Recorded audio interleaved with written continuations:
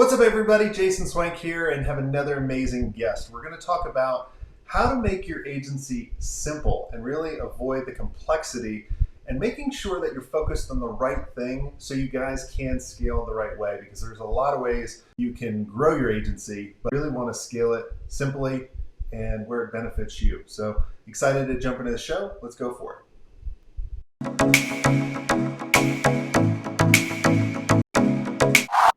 Hey, Kate, welcome to the show. Thanks for having me, Jason. I'm excited to be here. Long time listener, first time caller. Very cool. Good. You're the one. So for the ones that have not heard of you yet, tell us who you are and what does your agency do? Sure. My name is Kait Le Donne. I'm the Founderwise Media. We are a niche agency specializing in helping businesses build audiences who are ready and excited to buy into their books and to use that book as leverage for getting large keynote speaking engagements and really use it as a vehicle to drive up brand awareness both for themselves and their business. We work with a lot of publishers, authors, and it's been a really fun world to enter into. I didn't world, but it's Awesome. Well, tell us how did you get started in this crazy business called agency life?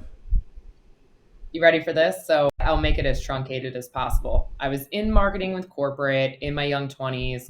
I started to do brand consulting on the side because I was restless. I did that with smaller businesses, and one of the businesses that I did it for was a medical marijuana dispensary. So my cousin cashed out of her last business, money to spend, and decided that she would apply for a license.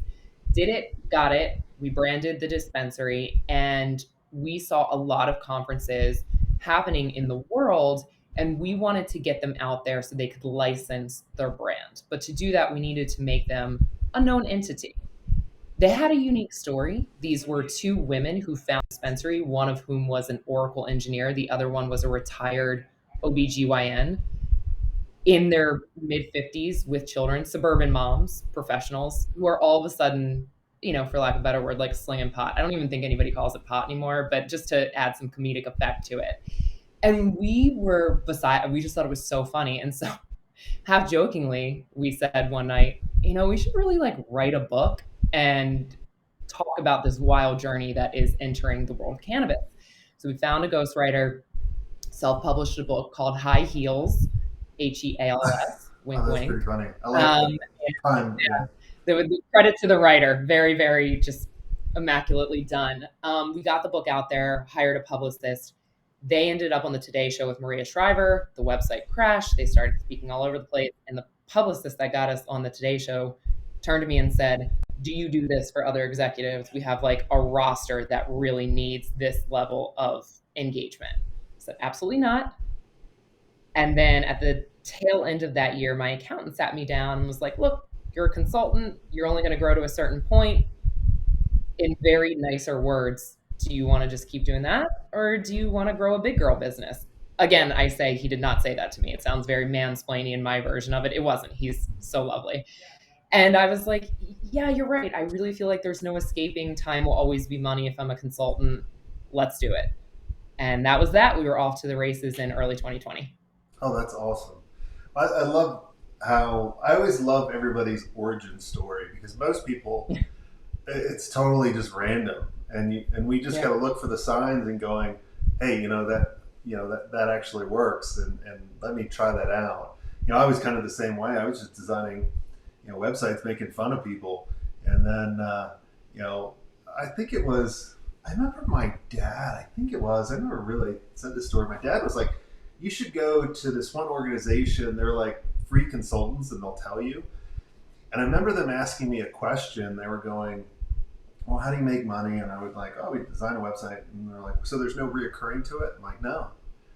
And they're like, and then they started helping me out. I'm like, "Oh, that makes total sense." Like, I didn't even know what an invoice was.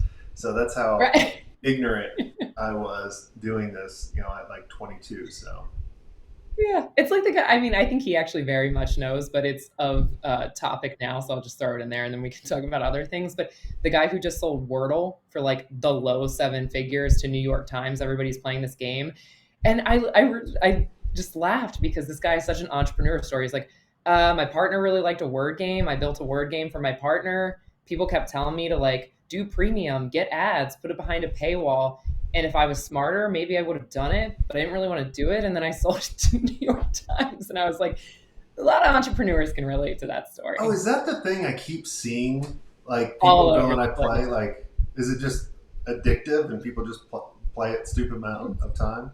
Yes. And all of a sudden it had this like meteoric rise. I was just reading an article in Times. It was like it started with 300,000 and in the span of like 3 weeks ballooned to 10 million users actively a day. And it's like really caught fire.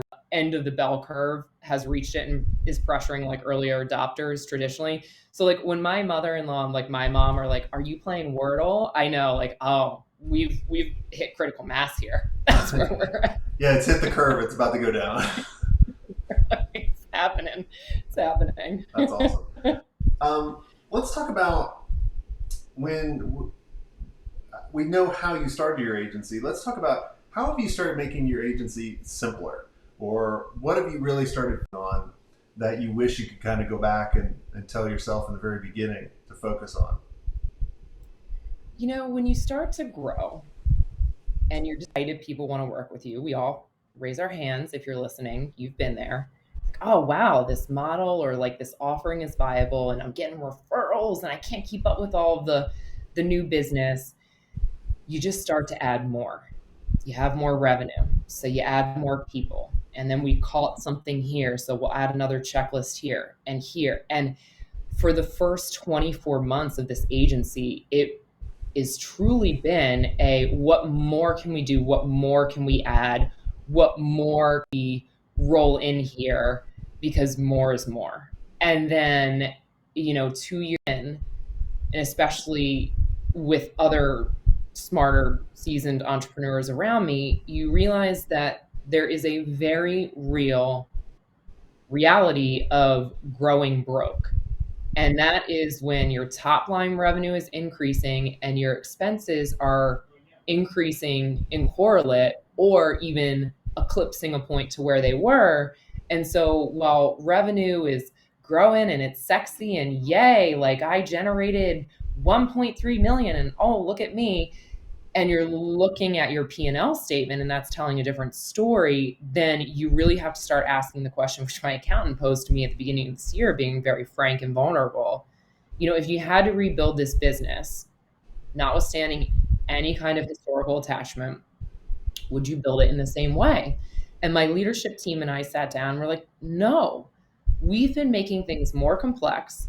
We've been thinking that the more we quantity wise to clients, the more we can really justify the prices, when in the reality, creating value is not a matter of more is more. It can be along the lines of let's pull back, let's get down to the pristine simplicity that we do really well with the core team we do it really well with, establish profitability there, and then decide if you want to grow that or not and how you want to grow that, but maintaining a base level simplicity. And so that's been our experience. And there's been a number of areas, which I'm happy to dive into, but I'll throw it back to you if you want to dive into any one of those things specifically I just said. There's been a number of areas where we've realized, do you need that as big of, a team? Do you need as complex of processes? Do you need that many clients, or you just need less clients at the right price point? Those are the questions I'd encourage any agency owner to start honestly asking themselves. Yeah, I see people going through a lot of different stages when they're scaling their agency, and like you said, they were going through going.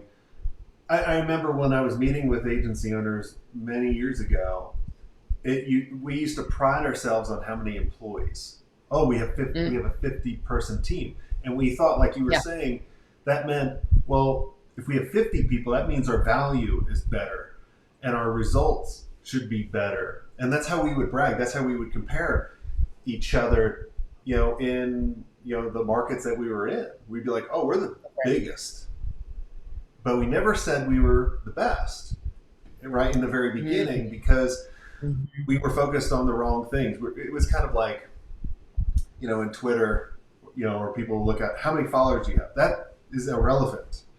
I'd rather have Yes. 10 amazing followers that I can influence and help out than a million that never listen to me, right? And, and it just makes it a lot simpler when you start thinking about it that way.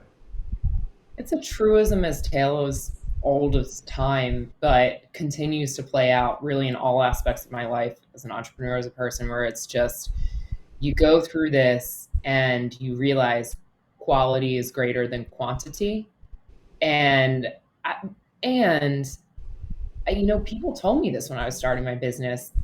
I will give myself and others grace, not excuses, but grace to realize that when you're in startup mode, you're just throwing a lot of crap to the wall and seeing what sticks. You're like, let's try this. Let's try this. That sounds good. Let's try this. There will come a point, though, where you're spinning in circles and you get dizzy and you realize, all right, we have enough kind of beta and data. Let's really now take this and march confidently in a direction that is also not going to be confusing to your team. I mean, fits and starts and yes and no's. My team probably over the last 2 years has suffered such whiplash from uh, that kind of sandboxing that has been illuminating. But if we're really going to buckle up and scale the business, you need to start to figure out your path. And so that's the mission of this year, and one that I'd encourage everybody to be thinking about. Because if you're not there yet and you can't relate to what I'm talking about, it's a coming.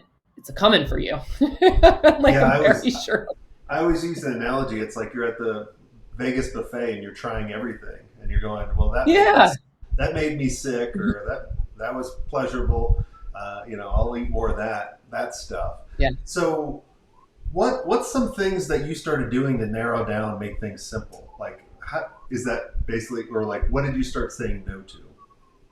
Yeah. Less clients, more of the right clients. Number one. I mean, I know that is a topic that, as a invested listener, I hear all the time on this podcast. But boy, you can't make those cuts and refinement to your client list fast and often enough. I think that even 2 years into it, there is this emotional and limiting belief you have of like, it's going to be a very hard conversation. But at the end of the day, anybody in a service business will respect, hey, you've grown, we've grown. Here's what we need to do to move forward together or not. And that's fine. We can leave on very, very good footing. So that's number one. Number two is just simplifying the process. So internally, we have something we call the brand turbocharger process. And it is not this complex web of SOPs, although there's a time and a place for those. It's very simply from the moment a client enters the door to a moment they exit the door, what are those 5 to 6 parts of that? It's documented, it's followed by all. Like, this is the business Bible. And so that has been very illuminating. And then figuring out for us that kind of precipice of when do bringing on W-2s and the right W-2s and having the right W-2s in place, full-time employees. Sorry, I speak like an accountant here. I don't want to make any assumptions. When do you have them as a full-time salary position, and when does that make sense for economy of scale versus when your bench is largely contractors, which a lot of us do as agencies, and there's a time and a place for it. But for us, it's like when you kind of find that right alchemy of people, and they're people that get it and want it and have the capacity to do it, bring them on and scale it up. So I would say those three things: the right people you're working with externally, the right people you're working with internally, and the core process that both the external and the internal people are following. While it sounds overly simple, that is the core three things that I found. If like we've got those three things pegged, generally 80% of our problems are going to be solved. Yeah, and when you really start figuring out, one of the questions when you start figuring out who are the right clients for you, it's kind of like you got to kind of think about, gain some clarity of where do you want to take the business, and then once you start deciding on that, it's like, well, clients can actually handle. And then once you figure that out, you're like, well, man, I can't scale with that. Or then you start thinking, well, how can I raise my prices for the right clients? Because usually, if you're listening to the show and you're trying to think, man, I've been kind of plateaued for a little while. I can't figure out how to, go up. It's literally just raising your prices, but raising your prices for the right clients. Oh yeah, I mean, I can tell you at the beginning of this year, and listen, we all know it's 2022, inflation, this, that. We just like 10%, no questions asked. Your bill starting January 22 will be increased by 10%. All of the right clients, not even a blink or a sniff at that email. They just paid the new invoice. Most of them, I think, needed that beforehand. They're just like, "Oh yeah, got it." The wrong ones will fight you, and respect, but it's gonna work for both parties. Exactly. Yeah, I mean, I see that as one of the number one things that you can do. And then, the number two is how can I actually grow these accounts once I get them and keep them Yeah. longer? I was chatting with someone a little while ago. I was like, look, if you can retain more of your clients and grow those accounts, that could be a substantial amount. Like literally in the mastermind, I was asking key questions to some of the members. I was like, what's your retention rate? When's the last time you guys raised your prices? How long do you hold Mm-hmm. on to people? How much have you Mm-hmm. upsold? And asking those numbers, and they were like, holy cow, that could double or triple the business just by tweaking those little things, just little simple things rather than I have to add new services. That's right. I mean, I'll tell one honestly. Last night we sat down as leadership team. We looked at the client roster. We said, if we just brought the bottom up on our legacy clients, you ready for this? 15 extra $1,000 a month. I mean, profitability, that's right there. But you let your emotions run the show on this. You think that they're going to balk. They're not going to go for it. Or, oh my goodness, if they walk, how do I do it? And the reality is, if you eliminate one, you're just creating space for the next right one. And the ones who are right and value what you do say, and probably in the back of their minds wonder why you didn't do it sooner. I've had that experience with service providers, like certain graphic designers. I was like, who's telling them that they're underpriced? Because I'm not going to, because I'm benefiting from it. I'm certainly not bringing it to their attention. But then when they finally come to you and they're like, look, I have a price increase, you're like, yeah, man, you were great all along. I was kind of waiting for it, but I wasn't Yeah, going to tell you that. it was funny. I was interviewing a podcast guest right before this interview, and he told me I won't give his role because then you guys might be able to figure it out. But he told me Sure.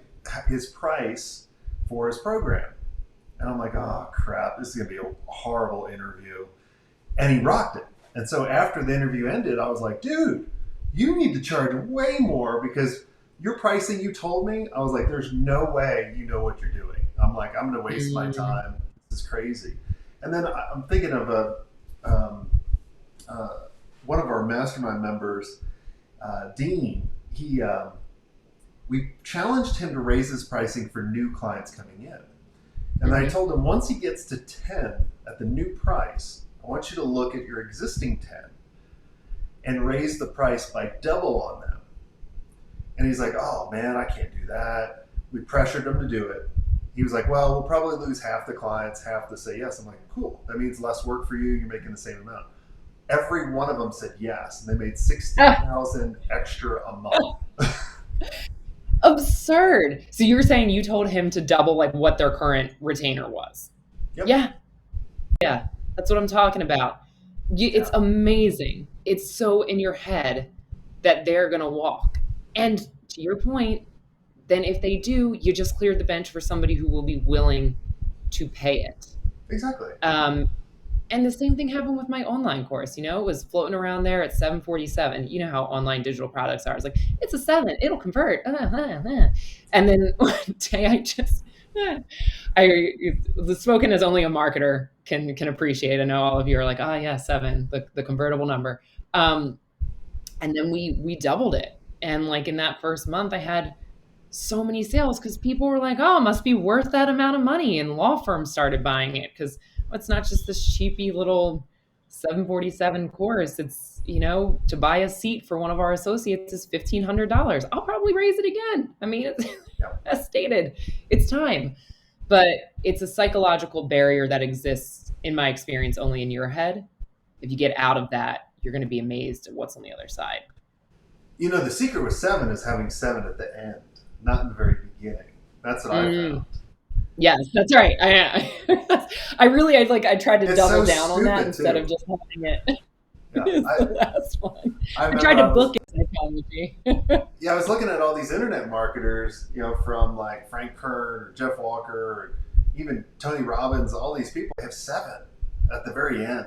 I was like, all right, I'll do 7. Like, I never measured it, but I do for It's like the new 9, man. It's the new 9. We actually say we have this thing where we give ratings to things internally. Like, as an employee, if you're going to show up for a meeting, sure, it's worth your time. Give me a meeting rating. We always want to hear from our employees, like, are we wasting your time? Or are we making good use of it? And there's a saying in our agency, 1 to 10, no 7s. Because I 7 said the is one same of those thing. things. Yeah. Yeah, 1 to 10, no 7s. 7 is a safe number. Cop-out. That's It's a why it cop-out. converts. But when it comes to like establishing value of something, there's a difference if you're telling me my work product is an 8 to 10 or if it's a 6. You make somebody make that decision, you're talking about a very different. Yeah, we used to have our members rate the meetings, and I'm like 1 through 10, guys, no 7. And they were like, "What?" Like, people get so mad. I'm like, "Were you gonna give us a 7?" That's right. Yes, absolutely. I do it all the time on Peloton. I'm like done working out. They're like, "How hard was it?" I was like, "Feels like a 7." I wasn't panting, but I wasn't just out here relaxing. And that's what everybody does when given the choice. Like, let me just go for the safe middle. Exactly. Well, awesome. Well, this has all been amazing. Is there anything I didn't ask you, Kate? I think the one thing, not necessarily a question, but certainly something I would say to everybody listening, I'm not going to say fellow kindred spirits. It sounds overly negative. My fellow agency warriors, is the one thing I've learned to get very comfortable with as an entrepreneur that I would fight all the time is there's a comfort in duality, and being an entrepreneur means you will always exist in duality. Focusing on operations. Now I have to focus on sales. Focusing on sales. Oh crap, I need to go back and focus on operations. Am I over managing? Am I under managing? There's always this line that I think we walk internally, and we put a lot of pressure on ourselves to choose one line. And I'm not saying like don't get clear on where you sit in your org chart or your accountability chart or anything like that for your agency. I think the sooner we accept that we actually kind of thrive in chaos because we're entrepreneurs and we don't try and fight that, we'll eliminate a lot of the suffering that comes along with the ride. So that is my it's my reflection of the year. I love it. I mean, never get comfortable. I think when people get comfortable, that's when we start doing the same thing over and over again, and that's why we got into business. We rate uncertainty very highly on our list of traits, and it makes it more fun too. Like I love going into a day not knowing what the day's gonna hold, what's gonna blow up in our face, or what thing do we need to put a solution on? Because I don't care what kind of business you're in, there are always issues, there are always problems, but it's a puzzle. So awesome. That's right. What's the agency website people go and check the agency out? Sure, brandwisemedia.com. Awesome. Okay, thanks so much for coming on the show. And if you guys enjoyed that episode, make sure you subscribe, make sure you comment, ask us questions. And if you want to be around amazing agency owners that we can see the things you might not be able to see, so we can help you through that uncertainty a little bit faster, I'd love to invite all of you to go check out the digitalagencyelite.com. Go look at our criteria, go look at what we're all about, meet the members on that page. And if you think you're the right fit and we think you're the right fit, we'll ask you to join. So go to digitalagencyelite.com. And until next time, have a swank day.